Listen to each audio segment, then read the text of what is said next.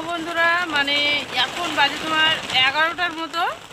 তো 11টার মধ্যে এত বৃষ্টি আর কি শুরু হয়ে গেছে বাইরে। তো কালকে থেকে বৃষ্টি আর কি শুরু হয়েছে। আর এখানে দেখো, এটা হচ্ছে আমার ভাসুরের একটা ছেলে, তো ছেলেই হবে আমার। তো এখন রান্না করছি, আর ওকে আর কি আমার মেয়ে নিয়ে এসছে। তো দেখো কেমন খেলাধুলো করছে, আর আমি কিন্তু রান্না বসিয়েছি আবার। তো চলো, আমার শরীরটা না ঠিক নেই, কালকে থেকে এত মাথা ব্যথা করছে, মানে কী বলবো, ভালো লাগছে না শরীরটা খুব একটা ভালো নেই আমার। তো চলো, আজকের মনে হয় ব্লগটা আমি খুব একটা আর কি কন্টিনিউ করতে পারবো না, কারণ শরীরটা আমার প্রচণ্ড খারাপ। চলো সাথে থাকো, আর ভিডিও শেষ অবধি দেখতে থাকো। এখানে হচ্ছে আমি রান্না করবো, তো তার জন্য ওই যে বটবটিগুলো আর কি ছোট ছোট করে আর কি কেটে নিচ্ছি। আর আমার মেয়েকে আর কি আমি বকা দিচ্ছি যে ও আর কি পুকুরে স্নান করতে যাবে। তো আমাদের বাড়িতে জানো, তোমাদের দাদা ভাইয়ের, তারপর আমার শ্বশুর, সবারই আর কি জ্বর ধরে গেছে, আমারও মাথা ব্যথা সব কিছু শুরু হয়ে গেছে। তো ওটাই মেয়েকে আর কি বকা দিচ্ছি, তো কথা শুনছেই না।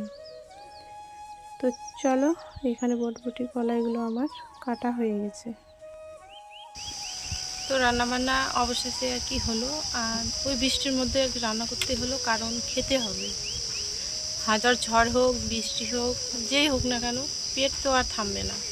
তার জন্য রান্না প্রত্যেকদিন করতেই হবে, কিছু করার নেই।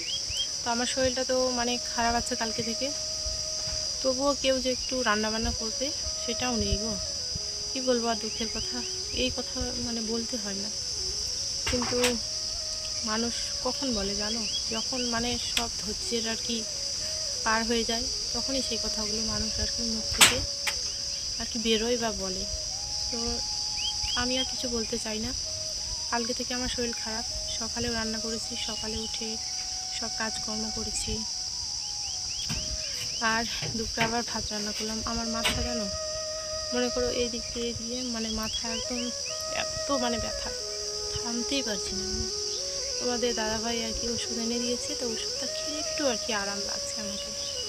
তো সেই বৃষ্টির মধ্যেই আর কি রান্নাবান্না করতে হলো। তো সংসারের কথা মানুষের সামনে প্রকাশ করতে হয় না, কারণ সংসারের অমঙ্গল হয়, তার জন্য আমি কোনো কিছু তোমাদের সাথে শেয়ার করি না। বন্ধুরা, তোমরা আমাকে যেরকমটা দেখছো এরকমই দেখো, আর এরকমটা যেন আমি সারা জীবন থাকতে পারি।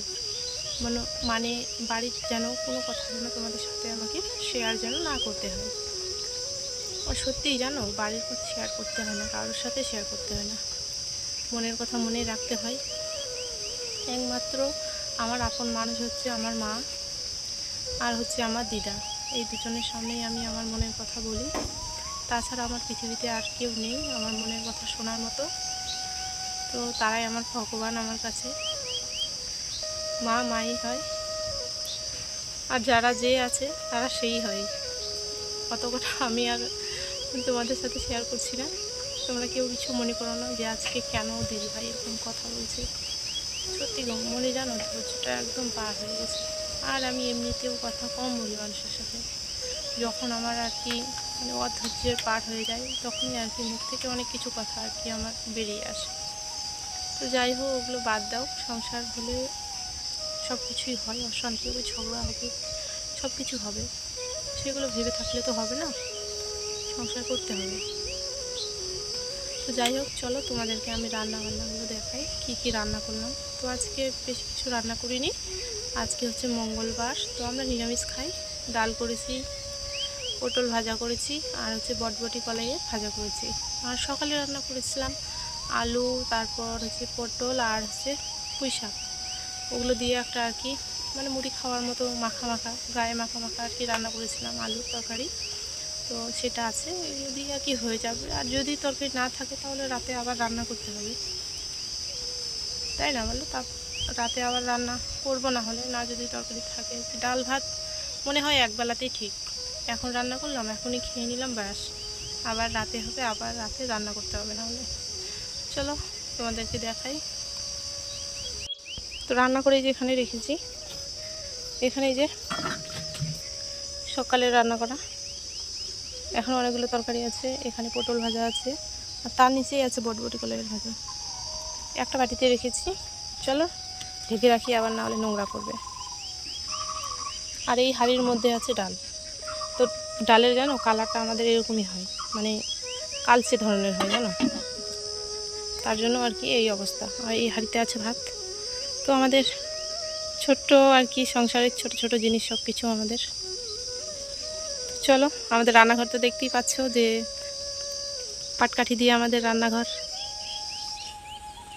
চলো।